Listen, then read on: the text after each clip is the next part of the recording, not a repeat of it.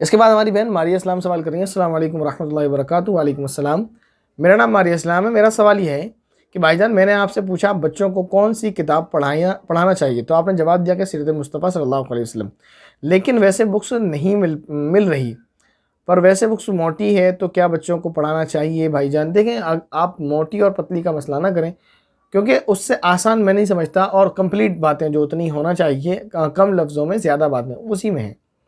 پھر اس سے چھوٹے چھوٹے رسالے ہو جائیں گے، آپ دینی تعلیم کا رسالہ پڑھا سکتے ہیں، اسی طرح تاریخ اسلام رسالے آتے ہیں چھوٹے چھوٹے، اسی طرح سیرت مصطفیٰ، سیرت النبی شاید جو ہے رسالے آتے ہیں چھوٹے چھوٹے، تو وہ رسالے آپ پڑھا سکتے ہیں۔ اب یہ کہ یہ چیزیں کہاں ملیں گی، تو یہ چیزیں آپ جہاں دینی کی کتابیں ملتی ہیں آپ کو، کہیں بھی جہاں مدرسہ جہاں ہوگا، تو میں سمجھتا ہوں مدرسے کے آس پاس اس طرح کی کتابیں مل جاتی ہیں۔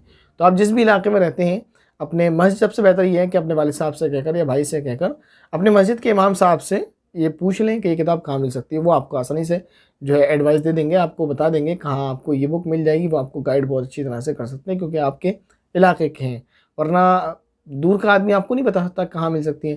ویسے یہاں تو میں بتا سکتا ہوں، آپ کو دلی میں ملتی ہیں، سہارنپور میں ملتی ہیں، لکھنؤ میں بھی ملتی ہیں، تو یہ کتابیں ملتی ہیں، لیکن جو ہے آپ کو آسانی سے کہاں مل سکتی ہیں تو آپ کے امام صاحب بتا سکتے ہیں۔ اس کے علاوہ اگر آپ چاہیں تو ہمارے واٹس ایپ نمبر پر جو ہم نے اپنے چینل کے ہوم پیج پر لکھوایا ہوا ہے، اس پر رابطہ کر سکتے ہیں، تو باقی بات آپ کو وہاں بتا دی جائے گی۔ اس کے بعد ہماری بہن شگفتہ شاہین سوال کر رہی ہیں، السلام علیکم بھائی جان۔ وعلیکم السلام ورحمۃ اللہ وبرکاتہ۔ پہلے کبھی نہیں پڑھتے تھے، آپ نے جب سے بولا اللہ کا شکر ہے تب سے پڑھتے ہیں، ویسے کبھی کبھی ایبسینٹ ہو جاتا ہے، تو یہ بات کر رہی ہیں سورہ کہف کی۔ تو دیکھیں، میں سورہ کہف پڑھنے کے لیے اس لیے کہتا رہتا ہوں، بہت فائدہ ہوتا ہے، میرا فائدہ بہت ہے، آپ لوگوں کا بھی فائدہ آپ کو بتا دیا، میرا فائدہ کیا مجھے پتہ ہے۔ وہ فائدہ ہے کہ حدیث شریف کے اندر آتا ہے الدال علی الخیر کفاعلہ، کسی نیکی کے کام پر ابھارنے والا، کسی کو کسی نیکی کام کی دعوت کرنے والا ایسا ہی ہے جیسا کہ وہ خود کرنے والا۔ یعنی میرے کہنے سے اگر کوئی نیک کام کرے گا تو جتنا ثواب اس کو ملے گا اتنا ہی ثواب مجھ کو بھی ملے گا، اور اس کے ثواب سے کچھ کم نہیں کیا جائے گا، تو مجھے تو بیٹھے بیٹھائے ثواب مل جاتا ہے، اس لیے میں کہتا رہتا ہوں، میرا اپنا فائدہ آپ بھی کہا کریں پڑھنے کے ساتھ ساتھ۔ اس کے بعد ہماری بہن ہے ہنا، وہ سوال کریں، السلام علیکم۔ وعلیکم السلام ورحمۃ اللہ وبرکاتہ۔ آنا اور شہزین کے معنی بتا دیجیے۔ انا کہتے ہیں میں، می، جس کو انگلش میں می بولتے ہیں، اس کو عربی میں بولتے ہیں انا، تو کوئی نام نہیں ہے، نام نہیں رکھنا چاہیے۔ دوسرا انا بولتے ہیں گھمنڈ کو، ایٹیٹیوڈ کو، تو اس معنی کر بھی اچھا نہیں ہے۔ آنا جو لکھا آپ نے، مجھے اس کا کوئی معنی نہیں ملا۔ آنا تو بس وہی ہوتا ہے، آنا اور جانا والا آنا ہوتا ہے، بس وہی ہے، اس کے علاوہ مجھے معنی نہیں ملا۔ اس کے علاوہ تیسرا ہے شہزین، تو شہزین جو ہے یہ دو زبانوں کا لفظ ہے، ایک ہی زبان کا نہیں ہے، دو لفظوں سے بنا ہوا ہے۔ عربی کا لفظ ہے اس میں زین، زا یا نون، اور فارسی کا لفظ ہے اس میں شہ بولتے ہیں بادشاہ کو، زین بولتے ہیں زیب و زینت، خوبصورتی، سجاوٹ، تو یہ شہزین جو ہے شاہ زین ہے اصل میں، پھر اس کو شہزین بول دیا گیا۔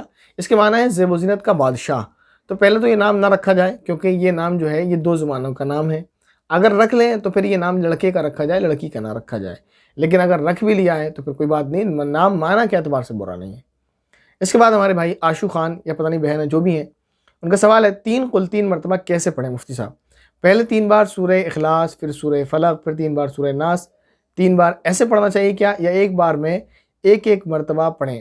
پلیز ریپلائی ضرور دیجیے، تو پریشان نہ ہوا کریں، 3 بار بولا، کسی بھی طریقے سے 3 بار پڑھ سکتے ہیں، کوئی مسئلہ نہیں ہے۔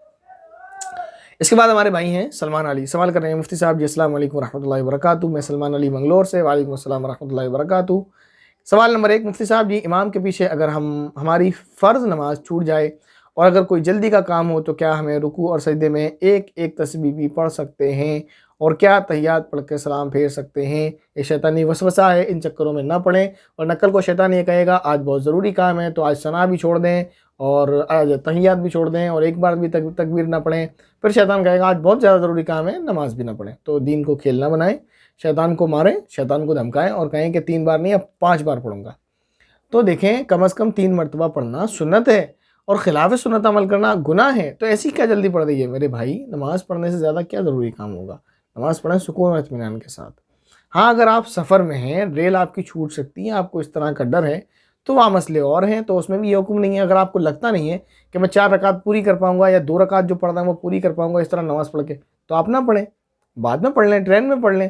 اگر آپ کو لگتا ہے کہ ہاں 5 منٹ ہیں، آپ لاسٹ موقع پر ہیں، جیسے مثلا مان لیجئے تحیات میں آپ بیٹھے ہوئے ہیں، تحیات پڑھ رہے ہیں، ٹرین نے سیڑھی دے دی، وہ چلنے لگی، تو اس وقت حکم ہے سلام پھیر دیں، آپ پھر ٹرین میں بیٹھ جائیں۔ اب یہ کہ آپ پہلے سے آپ پہلی رکعت سے پلان بنا کے چلیں کہ میں ہر رکعت میں جو ہے رکوع اور سجدے میں ایک تسبیح پڑھوں گا، تو یہ بری بات ہے۔ اس کے بعد ان کا دوسرا سوال ہے، اگر ہم نماز میں ٹوپی اوڑھنا بھول جائیں تو کیا نماز ہو جائے گی؟ بالکل ہو جائے گی، کوئی مسئلہ نہیں۔ لیکن جان بوجھ کر ایسا کرنا خلاف سنت ہے، اور اگر آپ شدت کی وجہ سے کریں کہ نہیں میں پہنوں گا، نہیں سنت بھی ہے تب بھی نہیں پہنوں گا، تو پھر گناہ ہے۔ مفتی صاحب جی، مسواک کا کیا نیم کے پیڑ کی ہی سنت ہے اور کسی پیڑ کی نہیں بنا سکتے؟ مسواک کے لیے کوئی درخت خاص نہیں ہے، کوئی بھی درخت آپ استعمال کر سکتے ہیں، اس میں خاص طور پر جو ہے پیلو اور زیتون ہے، وہ زیادہ بہتر ہے، اور باقی کوئی بھی مسواک آپ استعمال کر سکتے ہیں۔ ان کا سوال نمبر 4 جو ہے وہ میرے سمجھ نہیں آیا، میں آپ کو اسکرین پر دکھا رہا ہوں، آپ مجھے دوبارہ ٹائپ کر دیں کیوں، اور میرے سمجھ ہی نہیں آیا کہ آپ کہنا کیا چاہ رہے ہیں، کیونکہ اس پہ لکھا ہے، جو بھی لکھا ہے میں بس آپ کو دکھا رہا ہوں، آپ کمنٹ کر کے بتا دیجیے گا دوبارہ کلیئرلی۔ اس کے بعد ہماری بہن حنیفہ علی سوال کر رہی ہیں، وضو کرتے وقت باتیں کرنا ٹھیک نہیں؟ جی اچھی بات نہیں، وضو کرتے وقت بات نہیں کرنا چاہیے۔ اس کے بعد ان کا دوسرا سوال ہے، مفتی صاحب یہ حدیث صحیح ہے یا ضعیف؟ اور یہ ہم نے جو اب تک کمنٹ پک کیے ہیں فرائیڈے کمنٹ باکس کے لیے، یہ اس میں آخری سوال ہے۔ سوال ان کا یہ ہے کہ ایک جو ہم نے کلپ بنائی تھی جس میں ہم نے یہ بتایا تھا کہ یہ عمل آپ کریں گے، شاید وضو والی کلپ پر ان کا سوال ہے کہ وضو کے بعد جو دعا پڑھی جائے گی اس کی فضیلت یہ ہے کہ نبی کریم صلی اللہ علیہ وسلم نے ارشاد فرمایا کہ اگر کوئی وضو کرنے کے بعد دعا پڑھے گا تو اس کے لیے جنت کے 8 دروازے کھول دیے جاتے ہیں، جو دعا ہم نے پڑھنے کے لیے بتائی تھی۔ اس دعا کو پڑھنے کا فائدہ یہ بتایا تھا کہ جنت کے 8 دروازے کھول دیے جاتے ہیں، جس دروازے سے چاہے وہ داخل ہو سکتا ہے، تو یہ فضیلت ہے۔ اب اس پر سوال ان کا، مفتی صاحب یہ حدیث صحیح ہے یا ضعیف؟ دیکھیں یہ جو سوال کرنے کا مادہ لوگوں میں پیدا ہو گیا ہے، لوگ سوال کرنے لگے ہیں ہمارے بھائی بہن، یہ بہت بری بات ہے، اچھی بات نہیں ہے، اور جن لوگوں نے پیدا کیا وہ امت میں فتنہ اور فساد جو ہے مچانے والے لوگ ہیں۔ اس لیے کہ یہ سوال کرنا کہ یہ حدیث صحیح ہے یا ضعیف ہے، یہ میں نے بارہا بتائی، تب صحیح ہوتا جب ہم مسائل کی عقیدے کی بات کریں۔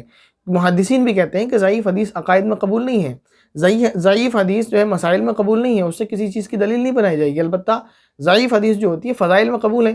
اب محدثین تو عقائد اور مسائل میں قبول نہیں کرتے، آپ اس کو فضائل میں بھی قبول نہیں کریں تو نعوذ باللہ تو حدیث کا انکار ہو گیا نا سرے سے، پھر حدیث کا کیا مقام رہ گیا؟ پھر نعوذ باللہ نبی پاک صلی اللہ علیہ وسلم کے فرمان کا کیا مقام اور کیا کام رہ گیا؟ یہ تو سیدھا انکار ہو گیا اللہ کے نبی کی حدیث کا۔ اللہ کے نبی کچھ فرما رہے ہیں، بھائی دیکھیں ایسا ہے، ضعیف حدیث ایسا نہیں ہے حدیث نہیں ہوتی، حدیث ہوتی ہے وہ، اور اللہ کے نبی صلی اللہ علیہ وسلم کا قول ہی ہوتا ہے، اللہ کے نبی کا فرمان ہی ہوتا ہے۔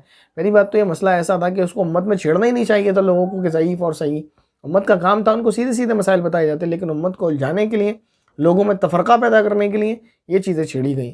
یہ اصطلاحات امت کے لیے، عوام کے لیے نہیں ہے۔ اگر کوئی ان اصطلاحات کو جاننا چاہتا ہے کہ ضعیف، صحیح اور مرفوع، موقوف، منقطع، مقطوع، اگر کوئی جاننا چاہتا ہے مرفوع، مقطوع، موقوف تمام حدیث کی قسمیں ہیں، صحیح کیا ہے، خبر واحد کیا ہے، متواتر کیا ہے، مشہور کیا ہے، تو پھر اس کے لیے سیکھنا پڑے گا، پڑھنا پڑے گا۔ عوام کو ان لوگوں نے تفرقہ پیدا کرنے کے لیے 2 چیزیں سکھا دی، حدیث صحیح ہے، سمجھ میں آ جائے تو صحیح ہے، نہیں سمجھ میں آئے تو انکار کر دو ضعیف ہے، اور زیادہ بس چلے تو کہہ دو حدیث ہی نہیں ہے۔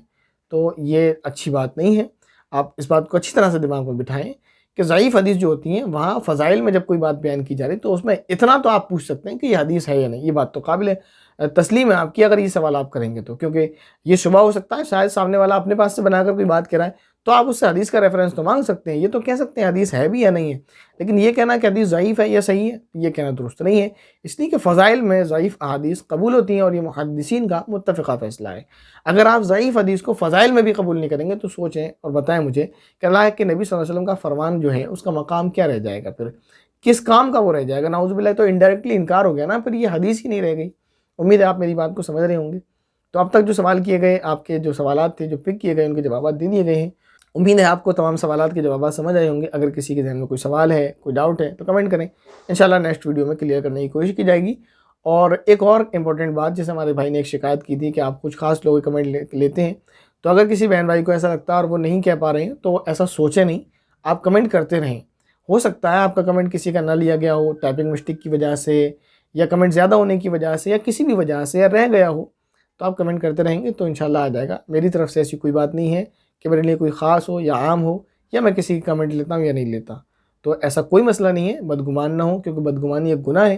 قرآن کریم کے اندر اللہ رب العزت نے اس کو گناہ فرمایا ہے۔ تو کوئی بات ہے اگر آپ کو، تو وہ یہ بات اچھی ہے کہ آپ نے کہا، تو آپ یہ بھی کہہ سکتے تھے کہ مفتی صاحب میرے 2-3 کمنٹس ہیں، یہ وہ سوالات ہیں پچھلے کمنٹ میں نہیں تھے، آپ اس کو لے لیں۔ تو آپ پریشان نہ ہوں، آپ کمنٹ کریں، انشاءاللہ آپ کے سوالات کے جوابات دینے کی کوشش ضرور کی جائے گی۔ السلام علیکم ورحمۃ اللہ وبرکاتہ۔